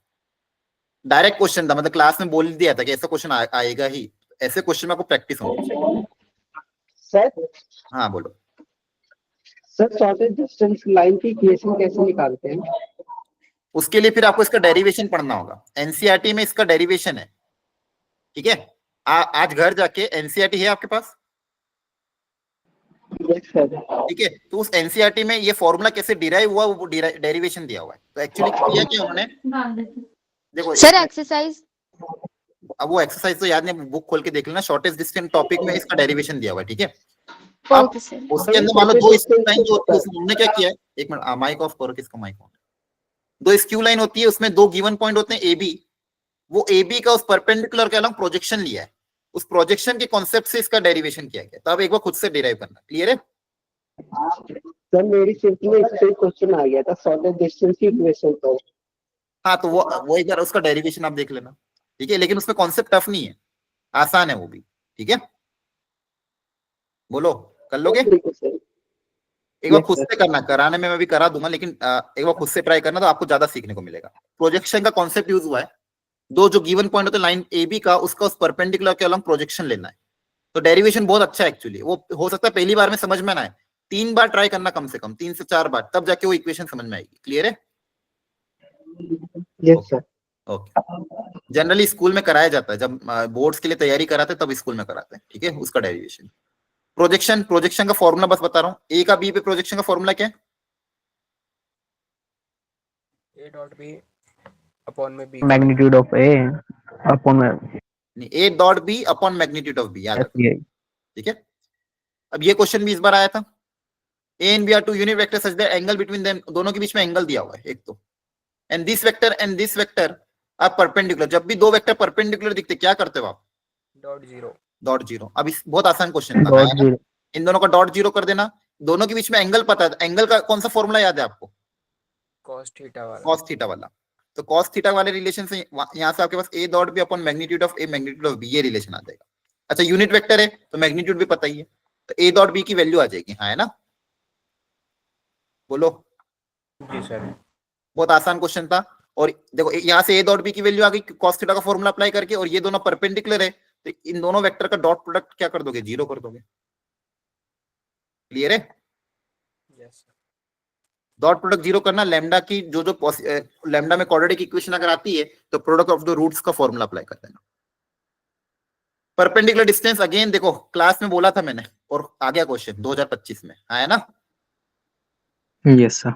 एक पॉइंट का एक लाइन से परपेंडिकुलर डिस्टेंस, मतलब ये पिछले 8 साल का एक्सपीरियंस था जो आपको बहुत काम, अगर आपने ध्यान से उन सब क्वेश्चन को अटेम्प्ट किया होगा तो ये सब क्वेश्चन डुएबल थे। एक लाइन का अभी सिखाया था, पॉइंट बी पे अज्यूम कर लेना A B vector dot B vector equal to 0, lambda आ जाएगा, ए बी डिस्टेंस निकाल लेना। क्लियर है। बोलो। अब इसके लिए बहुत सारी बुक्स में फॉर्मूला दे रखते हैं, लेकिन फॉर्मूला कभी याद रहता नहीं, बहुत सी बार बच्चे फॉर्मूला, लेकिन ये कॉन्सेप्ट हमेशा याद रखता है। बी अज्यूम करो, A B dot B vector 0 करो, लैम्डा आ जाएगा, लैम्डा पता है, ए बी डिस्टेंस निकाल लो, है ना। ठीक है। अगेन दो वेक्टर परपेंडिकुलर, डॉट प्रोडक्ट 0 कर देना। हाँ देखो एक और क्वेश्चन आया था, वेक्टर्स पे ऑर्थो सेंटर और सेंटर इसका यूज करवा लिया। एक ट्राइंगल है, सुनना ध्यान से, ये भी क्वेश्चन, इस कॉन्सेप्ट क्वेश्चन का भी कॉन्सेप्ट आपको क्लास में बताया मैंने। ट्राइंगल के तीनों वर्टाइसेस का पोजीशन वेक्टर दिए हुए हैं। तो ओए वेक्टर आपको दिया हुआ है, पॉइंट ए का ओए वेक्टर, पोजीशन वेक्टर क्या दिया हुआ है? 2p वेक्टर, मतलब आपको ए वेक्टर दिया हुआ, मान लो ए वेक्टर दिया हुआ है, बी वेक्टर दिया हुआ है, सी वेक्टर दिया है, या फिर ओए ओ बी ओ सी जो मानना हो मान लो। ऑर्थो सेंटर दिया हुआ है, उस ट्राइंगल का क्या दिया हुआ आपको? Ortho centre. क्लियर है। ए पता है, बी पता है, सी पता है, इनके पोजीशन वेक्टर पता है मुझे। उस ट्राइंगल का ऑर्थो सेंटर पता है, ऑर्थो सेंटर मान लो ओ या फिर एच मान लो ऑर्थो सेंटर। तो पूछा सरकम सेंटर क्या होगा, आप दिमाग लगा के बताओ। ऑर्थो सेंटर दिया, सरकम सेंटर पूछा था, क्या करोगे? ओजीसी। सेंट्रोइड भी चाहिए। पहले सेंट्रोइड चाहिएगा, ओजीसी के लिए भी। Yes sir. तो सबसे पहले क्या निकालेंगे? सेंट्रोइड। और आपको बता सेंट्रोइड का आसान फॉर्मूला क्या? वेक्टर में सेंट्रोइड कैसे निकालते थे? सेंट्रोइड को x1 + बताया x2 था, + p/3। बस यही करना है। तो OA plus OB plus OC/3 है ना। Yes sir. इससे क्या आ जाएगा? सेंट्रोइड। सेंट्रोइड पता है, ऑर्थो सेंटर पता है, सरकम सेंटर निकालने के लिए कुछ करना पड़ेगा क्या? ये फॉर्मूला रटाया था, याद करो, OGC है ना, yes sir. Ratio 2:1। Ortho centre दिया हुआ है, सेंट्रोइड आपने निकाले, सर्कम सेंटर अपने आप आ जाएगा। सेक्शन फॉर्मूला अप्लाई करना। अब ये भी क्वेश्चन इस बार आया हुआ था, लेकिन टफ है क्या? No sir. डुएबल है ना? Yes okay, sir. इमेज वाला क्वेश्चन कर लेना, आता है आपको। इमेज निकालने के लिए पहले फुट ऑफ परपेंडिकुलर निकालेंगे, फिर इमेज निकाल लेंगे। नो सॉल्यूशन के लिए कंडीशन अप्लाई कर देना, डेल्टा इक्वल टू 0 और delta x should not be equal to 0, है ना? बोलो। Yes sir. अब देखो यहाँ पे डेल्टा आपको जेड वाली में दिया हुआ है, तो म्यू निकालने के लिए delta z not equal to 0 कर देना, ताकि कैलकुलेशन आसान हो जाएगी, है ना? एक्स वाई जेड किसी को भी कर सकते हो, डेल्टा जेड का करो म्यू हट जाएगा। मीन डेविएशन अबाउट मीन, ये भी इस बार क्वेश्चन आया था, अबाउट मीडियन पूछा था। अब देखो ये क्वेश्चन इस बार आया, ऑलरेडी असेंडिंग ऑर्डर में अरेंज्ड है। क्या क्वेश्चन टफ था? आसान था कि नहीं? क्लास में कराया था फॉर्मूला आपको। Yes sir. सबसे पहले क्या बोला था? Mean deviation about median of the number in the ascending order is given as 6, then the median क्या होगा? आपको मीन डेविएशन ऑलरेडी दिया हुआ है, आपको पूछा मीडियन क्या होगा, ठीक है? तो उसके लिए पहले के निकालना पड़ेगा, तो कैसे करेंगे इसको? मीन डेविएशन अबाउट मीडियन क्या होता है? देखो एक्स आई दिया हुआ है, फिर क्या करते हो? डेविएशन निकालते हो, एक्स आई माइनस मीन, ये डेविएशन निकालेंगे, जी सर। ठीक है? और मीन डेविएशन का फॉर्मूला क्या होता है? Summation x i minus m by n, है ना? Yes sir. ये फॉर्मूला अप्लाई कर दोगे, के आ जाएगा, के से मीडियन आ जाएगा। जैसे नंबर ऑफ टर्म्स कितनी है इसकी? 1 2 3 4 5 6 7 8 9। हाँ, तो 9 टर्म है, तो फिर मिडिल टर्म कौन सी आ रही है? एक मिनट ना, 1 2 3 4 5 6 7 8, अच्छा 8 है। हाँ, 9 होती तो फिर तो क्वेश्चन ऐसे सोल्व होता। 8 है तो फिर ये 2 मिडिल टर्म आएगी, है ना? ये 2 मिडिल टर्म आएगी, तो मीडियन क्या आएगा? इन दोनों का एवरेज। क्लियर है ना? जी अरे सर। बोलो, वेरिएंस निकालना आता है? Yes sir. अब देखो 2025 का क्वेश्चन है, वेरिएंस का डायरेक्ट वेरिएंस पूछ लिया, और क्या पूछेंगे? फॉर्मूला पता है? Summation x i square by n minus x bar का होल स्क्वायर। अब देखो यहाँ पे हो सकता है डेटा थोड़ा टफ है, तो आप क्या कर सकते हो? डेटा को आसान बनाने के लिए डी सब्सट्रैक्ट कर दो, या फिर कोई कांस्टेंट ए सब्सट्रैक्ट कर दो, हाँ, है ना? सर ए भी बनेगा सही। हाँ, अगर ए सब्सट्रैक्ट करना तो सब्सट्रैक्ट कर दो। तो सब्सट्रैक्ट करने पे अगर थोड़ा आसान होता तो आसान कर लेना। देखो सब्सट्रैक्ट करने पे वेरिएंस में कुछ फर्क पड़ता है क्या? याद करो। No sir. No sir. नहीं, सब्सट्रैक्ट करने पे जो डेटा है, मान लो उस डेटा को आपने बोल दिया यूआई, तो उसका वेरिएंस निकालो या इसका वेरिएंस निकालो, बात सेम ही है। तो सब्सट्रैक्ट करके भी वेरिएंस निकाल सकते हो। हाँ, वेरिएंस में फर्क कब पड़ता है? जैसे मान लो कोई फंक्शन आपका कोई डेटा है आपका एक्स के टर्म्स में, मल्टीप्लाई। हाँ, तो अगर उसमें आप ए से मल्टीप्लाई कर दो तो वेरिएंस में फर्क पड़ता है। अगर इसका वेरिएंस मान लो सिग्मा स्क्वायर, तो इसका वेरिएंस क्या आ जाएगा? बी ए स्क्वायर टाइम सिग्मा स्क्वायर, है ना? तो आप चाहे तो सब्सट्रैक्ट करके एच से डिवाइड भी कर सकते हो।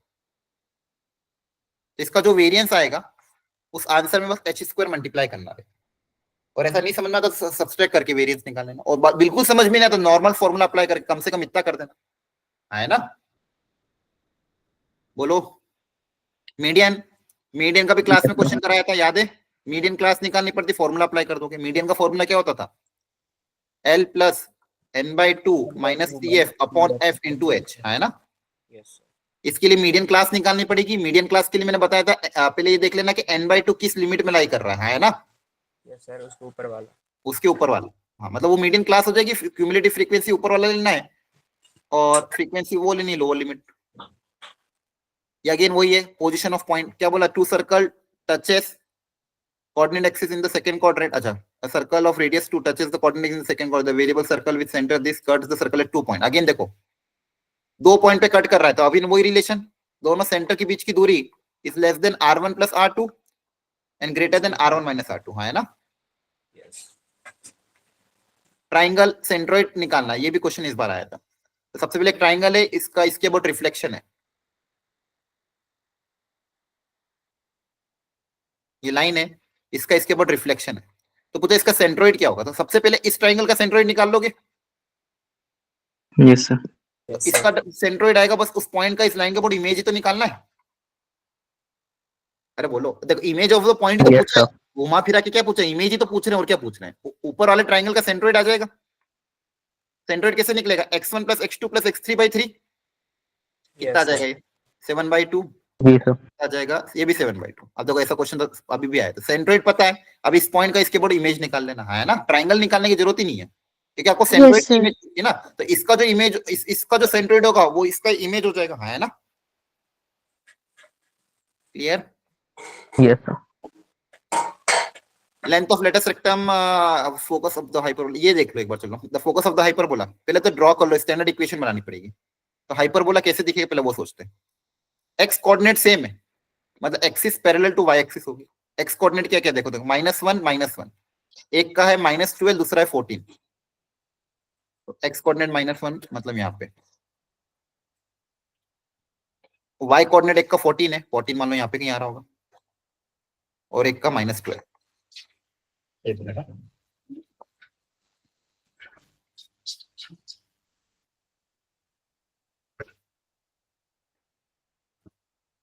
तो आपका एक फोकस ये रहा, दूसरा फोकस ये,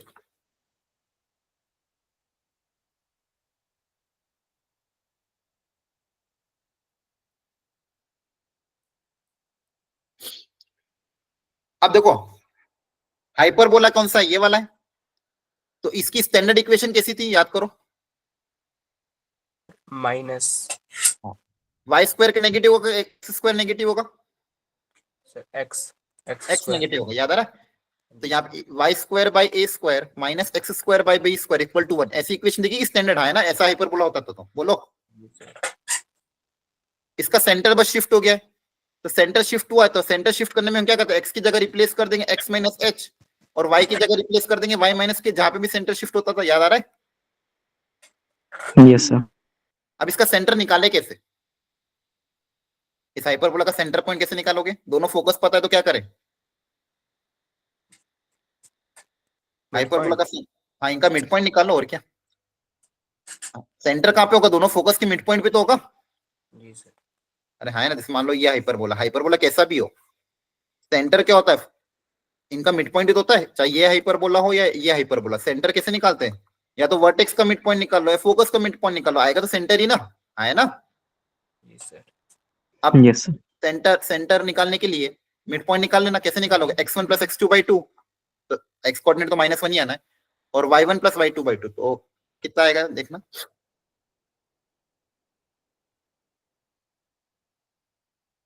वन आ रहा है क्या, है ना? क्लियर है? तो ये आपका h हो गया, ये आपका k हो गया, तो आपकी इक्वेशन किसी में, अच्छा ये हो गया h और k तो आ गया, तो ऊपर y की जगह क्या आ जाएगा, y माइनस k, और x की जगह क्या आ जाएगा, x माइनस h। अब a स्क्वायर और b स्क्वायर कैसे निकालें, the focus of the hyperbola this and this and the point is lies on the hyperbola, ये हाइपरबोला पे एक पॉइंट दिया हुआ है, तो चलो ठीक, तो एक पॉइंट अगर दिया हुआ तो एक रिलेशन तो ये आ जाएगा a और b में, है ना, पॉइंट सेटिस्फाई करेगा इसको, जी सर। बोलो। और दूसरा एक और रिलेशन कहां से लाए, देखो ए और बी निकालना है, ए और बी निकालने के लिए सबसे पहले तो क्या करोगे, पॉइंट सेटिस्फाई कर दोगे, -1,6 सेटिस्फाई द इक्वेशन, इसको सेटिस्फाई करेगा तो एक इक्वेशन वहां से आ जाएगी, ए और बी में एक रिलेशन वहां से आ गया, एक और रिलेशन कहां से लाए जल्दी बताओ, बोलो। मैंने क्या कहा था, चाहे हाइपरबोला हो कोई भी करो, शिफ्ट करने पे क्या चेंज नहीं होता है, याद करो ये लाइन बताई थी क्लास में, कभी भी किसी को भी शिफ्ट कर दो, इंक्लाइन कर दो, एक चीज हमेशा कांस्टेंट रहती है, क्या कांस्टेंट रहती है, डिस्टेंस। डिस्टेंस, बताया था क्लास में, कभी भी हाइपरबोला को चेंज करो, शिफ्ट करो, डिस्टेंस हमेशा कांस्टेंट होता है, तो यहाँ पे डिस्टेंस कभी चेंज नहीं होगा, तो दोनों फोकस के बीच में डिस्टेंस का फॉर्मूला क्या होता है, दोनों फोकस के बीच में डिस्टेंस कितना होगा हमेशा, फोकस के कोऑर्डिनेट क्या होते हैं, AE, AE, तो दोनों फोकस की डिस्टेंस क्या होती है, 2AE होती है ना, ठीक है, तो यहाँ से यस सर। तो ये भूलो मत, क्लास में मैंने बोला था डायग्राम बना लो, स्टैंडर्ड में कन्वर्ट कर लो, स्टैंडर्ड में ज्यादा से ज्यादा सिर्फ क्या होगा, सेंटर को शिफ्ट करेंगे, तो सेंटर निकालने के लिए बहुत अच्छे अच्छे तरीके होते हैं, सेंटर निकालने के लिए दोनों फोकस के बीच के सेंटर निकाल लो, दोनों वर्टेक्स के बीच के सेंटर निकाल लो, सेंटर पता है h, k पता है, तो इक्वेशन आ जाएगी, अब दोनों फोकस के बीच की दूरी क्या होगी, 2AE, 2AE का कॉन्सेप्ट अप्लाई करोगे तो आपका काम हो जाएगा, इज इट क्लियर और not? Yes sir. Yes, sir. थोड़ा 15 मिनट में एक्सटेंड कर दिया, आपकी उधर क्लास चालू हो गई होगी, ओके देन ठीक है, ये पीडीएफ भेज दूंगा मैं। ऑल यस द बेस्ट सबको कल के लिए, और कल और हम एक आधा डिस्कशन और कल रख लेंगे। इसके बाद फिर मैं आपको तरीका बता दूंगा बोर्ड्स और जेई का कैसे क्या करना है, और जो बच्चे ड्रॉपर्स में हैं उनके लिए भी मैं तरीका बताऊंगा कि उनको क्या क्या करना है अगले 2 महीने। ठीक है, तो वो डिस्कशन हम यार 29 30th को या फिर 31 को रखेंगे। ओके चलो, sir. Thank you sir. Okay, thank you, bye bye, good evening sir. Good evening, good night. Thank you sir, bye sir.